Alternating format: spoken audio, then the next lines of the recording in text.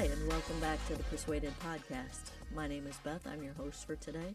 Sitting across the table from me is my dear friend Deanna. Hey. How long have I known you? 6-7 years now. Okay, so it's been a minute. Mm-hmm. And we're inviting you today into this conversation, and it's just an intimate conversation between just the three of us. Mm-hmm. But we wanted to talk to you about the reality of God. Because, so many folks believe in a higher power. They believe in something that's in the universe, that maybe if I'm a good person, everything will be fine. But if you uncover it a little bit, they don't necessarily believe that he could be real to them. Yeah, that's real. Yeah. So talk to me about, just give us a little bit of your history and your background. Okay. So my growing up, it was a lot of like partying, a lot of arguments, a lot of being around motorcycle clubs. It's just a lot of alone time. That I feel like now that I think about it, how I grew up, it made me feel like I had to grow up early. Mm-hmm. You know, when you hear people say, I had to grow up, I had to teach myself. It's kind of how I feel. So, I mean, that's, you know, that's how I grew up. I was depressed when I was younger. That started at a young age where I was suffering from depression because I felt alone a lot. I had low self-esteem, feeling worthless. And I'm talking about, as a young kid, feeling that way, not knowing how to express it, talk to anyone about it. I didn't feel like I had anybody. So it was a lot that that made me who I am, that, made me go through the things that I went through at a young age. You go through things at a young age, and then it affects you as you start getting older. You go from your teens to your young adult, and then, Mm-hmm. Yeah. so. Generationally, the older generation doesn't like to use words like trauma. Yes. The Trauma. Right? But we think about things that happen across the years and how Yes. it develops us. Yeah, I don't look at it as a bad thing. Mm-hmm. I think if I wasn't like in God, and I think if I didn't have God in my life, I would look at trauma as like one of those things like, that's why I don't like nobody. That's why I hate you. Mm-hmm. I don't look at it like that. I look at it as something that helped me grow. Okay. Now, see, that has to be from God. Absolutely. A transformation in your mind and relationally that can even help you think those thoughts. Yeah, 100%. I think about it. I think about like the old ways that I thought, you know, um, it's easy to blame others for, or like, even if someone did something to you, it's so easy to be like, I'm mad at you. I'm going to be mad at you forever. And I'm like, my way of thinking now is like, I don't got time for that. Like, Right. But I think when we first met, you were very independent minded. Yes, I was. Angel would call it my boss mode. There was just something in me. I felt like, since I felt like I had to grow up at a young age, and I had to, console myself, take care of myself and my feelings, my emotions, my everything. And I felt like I was always alone. The only person that had me was me. Mm-hmm. So as I became an adult, got in a relationship, I became that boss at work. I became that boss outside of work. I became that boss in my everyday life. Mm-hmm. Because one thing I could depend on was always me. And there's an attitude that comes with being that boss. Absolutely. There might be different words for it out there in the field. Yes. Right? And for those of you that have seen some of our earlier podcasts, Angel is now Deanna's husband. Mm-hmm. Isn't he lucky? Yeah, absolutely. But when we first met, y'all were not in that state of mind. No, we were arguing a lot. Before we came to God, our relationship was in a real rocky place. And it was arguing a lot, just it was a really rough spot. Um, Cause it's like you got we're living one life, you know. It's the hood life, you know. You're drinking, smoking, selling, you know, you name it. And then you got him wanting to go to church, and then you know me pregnant, and it's just the hood life. You're gonna it's like the hood life is you guys are gonna argue. That's normal. That's a normal relationship, a normal quality in a hood relationship, arguing. So we had that checked. And you had the duck in case of drive-by checked. Yeah, yeah, You had the how to make money without actually holding the job yeah, checked. yeah. We did a lot of stuff. A lot. I was the Bonnie to his Clyde. You know, when I met him, it was after you know he had did whatever he did that got him that big case that he almost got 20 plus years for. I met him after the fact, and so when I met him, um, we just clicked. What we clicked, it was just his personality. You know, he was funny but real. Real is what caught my eye. Or like straight up, he'll look at you and be like, he'll just tell you how it is. Or like if you's wearing something you look goofy, he'll be like, you look goofy.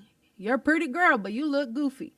And I kind of like them. Okay, I could handle being real. So that caught me. Okay, so that real was expressed in real love and real Yeah. kindness and real tenderness. Yes. So Angel had when I met him, he had like two sides. I seen a side of him that nobody else seen, and so that's what like I stayed, you know, and we worked on our relationship. We did all the things together. We grew, and I remember what really played a part when like before we started clashing heads a lot before the whole church thing is when I had that miscarriage, and when you go through something traumatic like that, because mine it was the most horrible experience ever. I don't wish that on nobody. But you don't really think about what the men go through when you have a miscarriage and they're there present with you. And I didn't consider him for nothing. And it was like I think that really put like you know a nail in our relationship was the part of me not considering him. So you were having the fun, you were running the streets, you were making the money, you were doing the partying, you were being Yeah. independent, and then heartbreak struck. Yeah, heartbreak struck. You know, everything's fun and games. Everything like the drinking, the party. It only lasted so long. The money, it only lasted so long. Like we've held money. Like I'll say, like over thousands, like $30,000. I've seen, like in my hand, Yeah. seen it, felt it, made it. Like I've seen it. You know, it doesn't matter. It's a temporary fix. You know, I look back at all those things. I look back at the drinking and the smoking and all of that, and it was a way to cope. Even cutting myself, because I used to cut myself, it was a form of coping. I didn't want to feel no other pain because I had pain here. I had pain here. So what do? The next best thing is let me feel different pain, or let me numb myself. So for me, before I met Angel, what I did to numb myself was I would drink, party, smoke, and be a boss. I had you know, but behind the scenes, I'm falling apart. I didn't have no self worth. You know, I'm portraying this boss, but I'm over here like low self esteem, depressed, don't feel loved, all these things. And I'm at home cutting myself. Nobody knows because when they see me, they see someone that's bossed up, someone, you know, that looks like she can handle life and she can tear you up too with her words. Yep, I remember hearing about that because we had met Angel at that time through some work contracted at our house, and we Yeah. had met him through a contractor. By the way, if you're enjoying this, please like, share, and subscribe. Yes. Please do. I'm supposed to say that, so there's a plug. Joking, but because you are in our conversation. But he had said, you know, my girl, she's a little sharp. A little. I was a lot. I was Yeah. a lot. Yeah. I was one of those. I said if it came in my mind, it went bloop, bloop, bloop. There was no holding back, you know. And I wasn't scared of girls. I wouldn't, you know, women, men. Didn't phase me. My mindset was like, we all bleed. So my mouth could follow up with it. You know, they're like, well, the way you act, you better hope, you know, your actions match up. I was the one that was like, oh, they'll match. So you were prepared just to take it Ready all to the all mat. the time. All like, to the mat. like Little Caesar's pizza, ready. Okay. Okay. So we get an idea of now who you were and how you conducted on the outside, Yes. but the hurt that you felt on the inside. No one knew. And I think that's more prevalent in our society than we understand. Yeah. There's lots of folks that look great on the outside, you know, driving the cars, have the bling, have the money. Mm-hmm. You look like they're having the fun. They're empty though. Yes. Mm-hmm. Yes. You can have all the things, but you still feel empty inside. Mm-hmm. And that's exactly what I was going through. I felt that. I felt that before I met Angel. I felt that even when I was with Angel and we was able to have all the things and experience all the things, I felt that.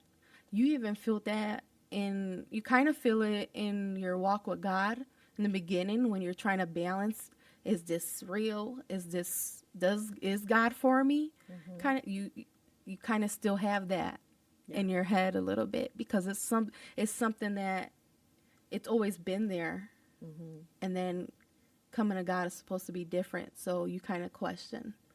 So tell me about coming to God, okay? Because you had no intention, really, of coming to live for God. It wasn't in your life plan. No, I'm like, that's for old people. I'll do it when I'm older. I had it in my mind, but I'm like, that's for old people. I'll do it when I'm older. Okay, fair enough, fair enough. Tell me about the intersection of Deanna and Jesus. Ooh, God met me when Angel invited ministers at my house. I think that was my first real interaction with God. I mean, I've been to church before, never experienced anything like that before.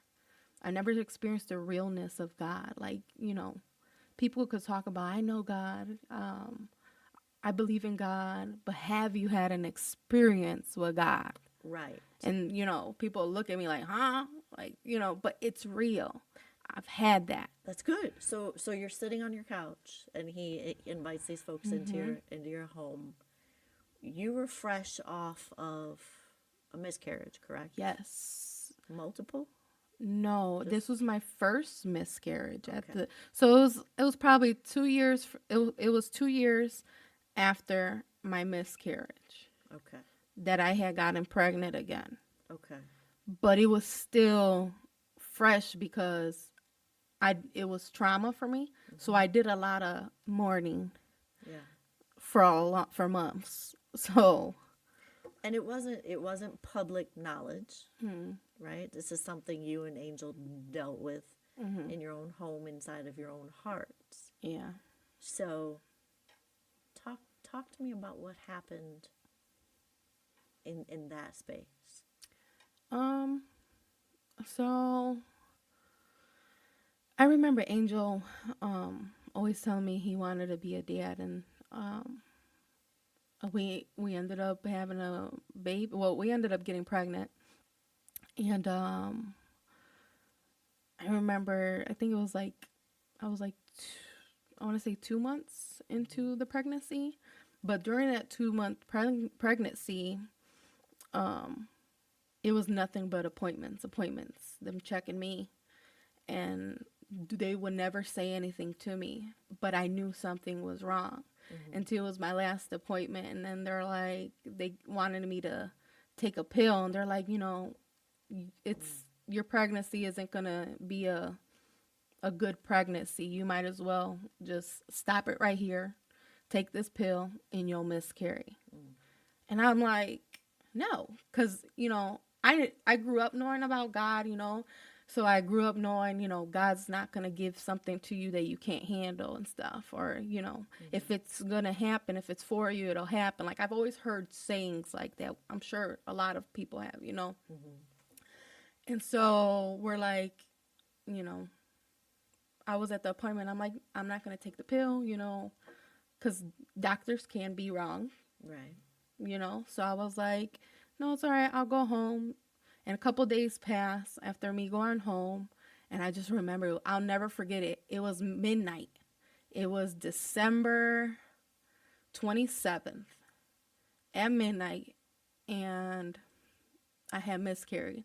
I had felt this pain, which now that I know, it felt exactly like contractions. This excruciating pain, and I'm like, this isn't normal. This isn't normal. Then I started seeing blood just coming out, and so I started panicking. And Angel was sleeping, and I started yelling, and he comes down, and it's just like, it's not to get graphic or anything, but it's not normal because you see little pieces coming out of you, And so I'm like, it hit me. I'm like, I remember the doctor telling me take the pill to miscarriage. I'm like, I'm miscarrying because I'm pregnant and you're not supposed to bleed like this. Right. So we ended up calling my parents, and that time I think it was like 1 a.m. or something. By the time we ended up calling them, and I was still contracting. Still, I was on the toilet. It got so bad I had to go from the toilet to my tub. My bathroom looked like a murder scene. It was blood everywhere, and my parents get there and they start freaking out. Trying not to cry. It's all right. Oh, it's all right. That's why we have it. But I just want to be real, so. Yeah.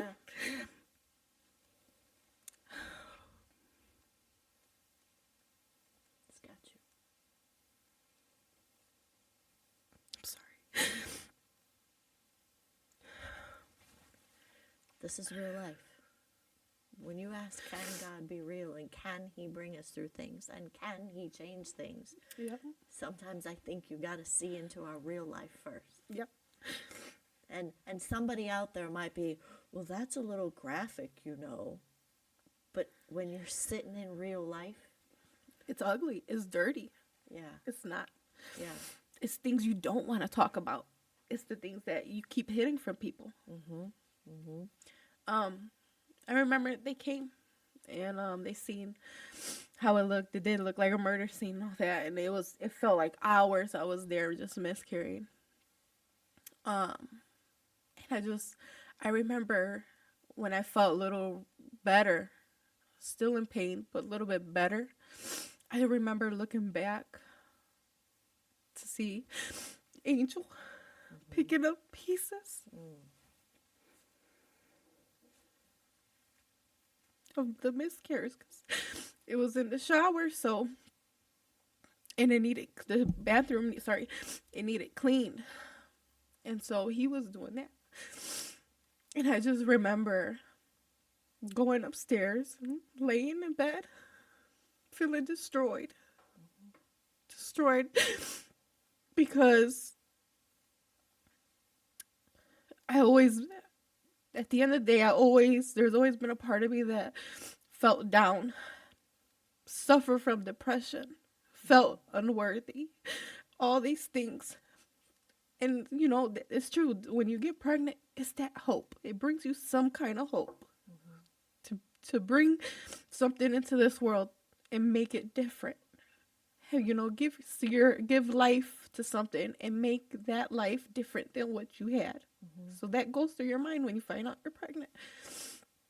Well, after all that happened, I remember going to the hospital, and they told me, they're like, you're not going to be able to have kids. I just want to prepare you, don't expect to have children. It'll be very, very hard for you to have children.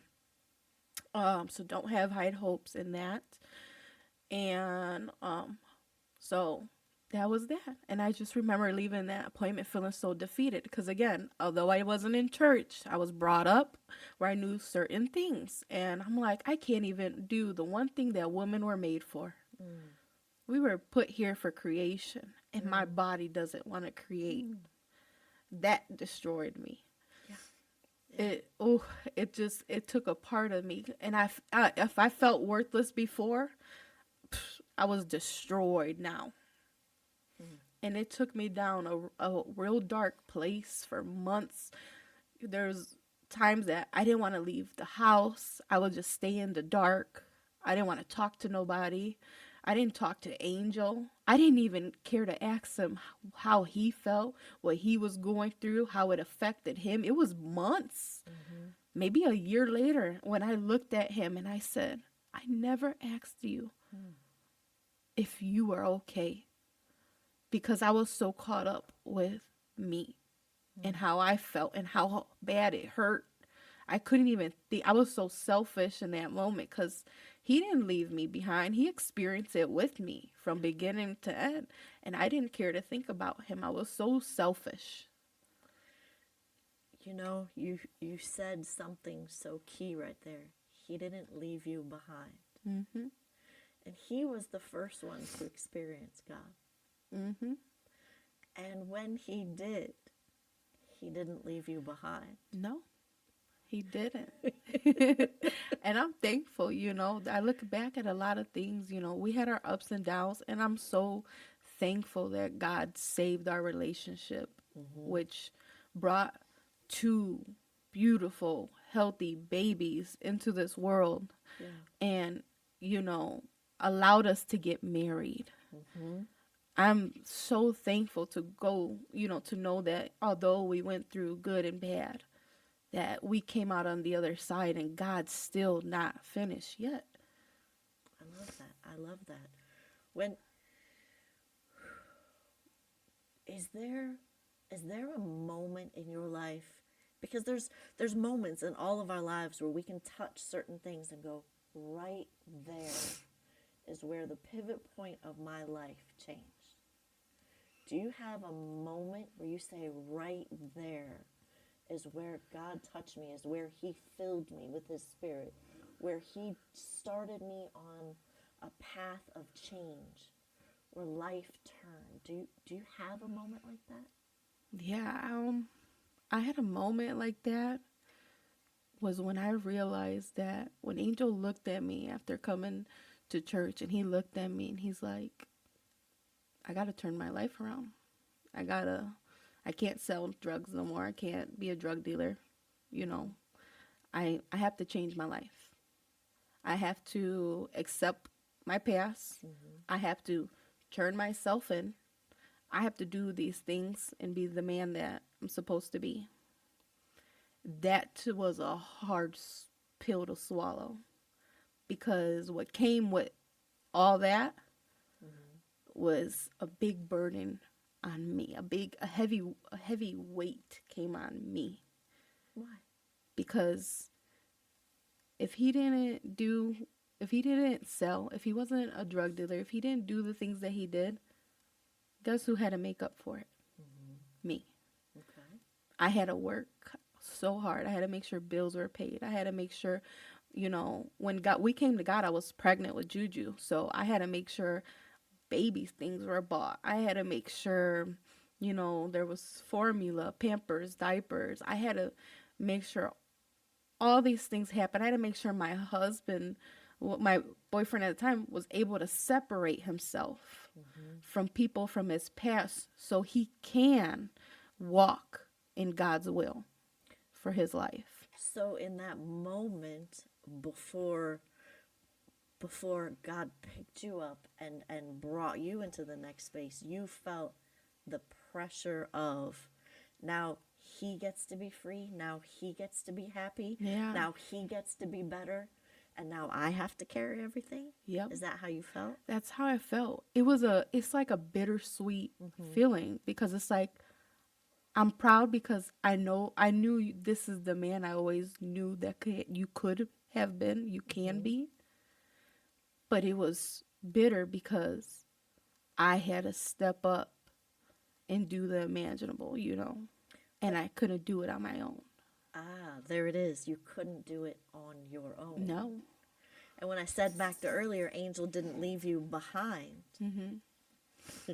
He also didn't walk this walk without you, Yeah. right? Mm-hmm. So where in there were you like, okay, this isn't just for you, it's also for me. I leaned on God for all of it. I leaned on God. It was one of those things that I had to trust in God. You know, I had to trust in God to provide, you know, for our home. I had to trust in God that this was the right timing. I had to trust in God that this wasn't a temporary church thing, because, that happens. I had to trust in God for just the whole situation. I remember God just sending people to, like, bless us, drop off groceries to our house. Didn't even know that I didn't have no money. Like, I remember crying, and we didn't have no money. The bills were paid, but there wasn't money for like food and stuff. Someone dropped off groceries and would tell us, "Oh, we just felt like, blessing you." And it was the perfect timing. And I would be like, "Oh my gosh, that's great. That never happened before." I'm like, "That's a God thing." So I've seen it, and it wasn't one time. That happened so many times. Or when I needed formula or diapers for the baby, someone would come, bless us. Like, I've never took those things for granted. I always hold those things dear to me, to my heart, because, you know, from where we come from, before God, people don't do that. It's very rare for you to find people to do stuff like that for you. And then for us to come to God and just random blessings will happen. God will just reveal himself in ways that you just knew it was him. I remember praying to God and being like, "God, separate, so and so from my husband, you know, so he can be clear minded, so he can put you in the forefront." And I just remember things falling into place where people just drop like flies, but my husband ended up putting God first. And it was a beautiful experience. All the while I'm watching this happen, I'm still holding the burden, of everything. It was still blessing me, because I'm like, I was getting strength from God.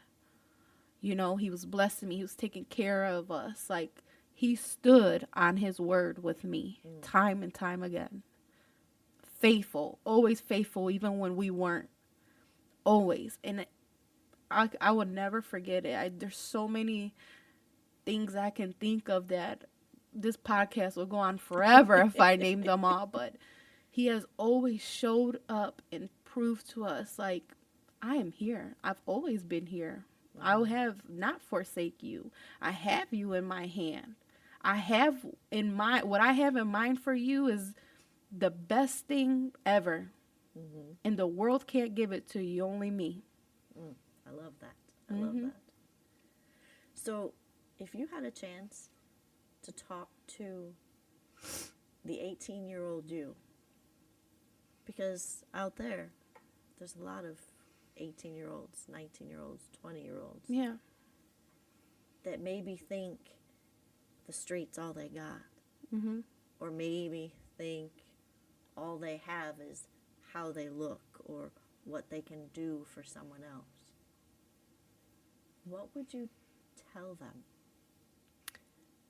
I would tell them that they have value, that God has given you value. You don't need to find it in, the things of the world. You don't need to find it in the hood. You don't need to find it in selling drugs. You don't need to find it in selling your body. Man, I always say, I wish I would have found God sooner than what I did, but I know I wouldn't have appreciated him if I did. That's beautiful. And my thing is I would hope that 18-year-olds and, this younger generation would find God sooner. Because there is just that emptiness that you feel, that feeling of not feeling worthy, that feeling of you need attention because your parents didn't give it to you, no one gave you love or attention. God can give you that. Those places of emptiness, those places of where you feel lost and unwanted, those places of depression where you just feel it makes you so sick that you just want to give up on yourself and give up on the world. God takes that from you. It makes me sad because if I was to talk to my younger self, I would tell her, God, go to God, run to God, run to him. Because the woman now, I run to God. I run to that altar all the time. I run to that altar no matter what I'm going through. Because at that altar, God's gonna meet me every single time. And every single time he's gonna do what he said he's gonna do. He's gonna keep me, he's gonna protect me, he's gonna provide for me, he's gonna take what makes me empty and make me whole. He's going to take that part of me that I feel less than, and he's going to say, you're more than. Right. He's going to take that part of me and be like, you don't need to have a facade on. You don't need to pretend be who I created you to be. You're beautiful, beautiful and wonderful. You're beautifully made. He takes all the parts of us that we feel so dirty and so about, and he says, no. He's like, I got something better for you, but let me do it. Open up. Meet him at that altar. Don't be ashamed. Meet him at that altar. Lay at their altar. You don't know what to say. Stay in silence and be like, God, meet me here. Just meet me here. Speak to me. I don't know what to say to you. And I promise you his presence will come all over you. His presence you'll feel him, and he'll let you know, like, I have not left you. I have not forgotten about you. There's just nothing just sitting there and being in his presence is so comforting. I remember being 18, all I wanted was comfort. All I wanted was a hug.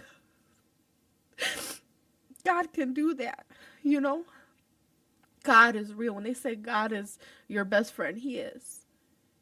He will do all those things for you. And I just wish that more younger people would really grasp that concept, because you don't have to make your life so complicated. It doesn't have to be so complicated. God is for you. Just open up, be real with him. There's no facade. There's no picture. What is that? Cookie cutter. Everybody just has this idea of what, this Christian walk is, and it's like, no, this walk isn't perfect. This walk, this is what it looks like. Tears. This walk looks like tears. This walk looks like me at the altar, you at the altar. That's what it looks like. I love it. I love it. Because that's real. God is real. He has brought you from what the doctor said was a barren and impossible womb. Yep. To 2 children, young, strong, growing. But God. Yes, from a man who should have done 20 years in jail. And I'm thankful he did it. from a woman who undersold her own value. Yes. Who now is highly treasured by God. This is what this space is all about. You're missing something inside of your soul. Yep. He's here. He's here for you. Yep. If he's done it for me, he can do it for you. I'm no better than anybody else. Yeah. I just was available. Yeah. Be available. And as we like to say, it starts with just talk to him. Yes. That's where it starts. Pray. If you're in the greater Cleveland area and you're looking for a church, there is one on the west side that we attend. It's called New Hope Apostolic. It's at 40180 Parsons Road in LaGrange. But remember, grace is not liberty to sin, but it's liberty from sin. And I thank you for just sharing this space with us. And I pray that God becomes real to you Yes. like never before. Amen.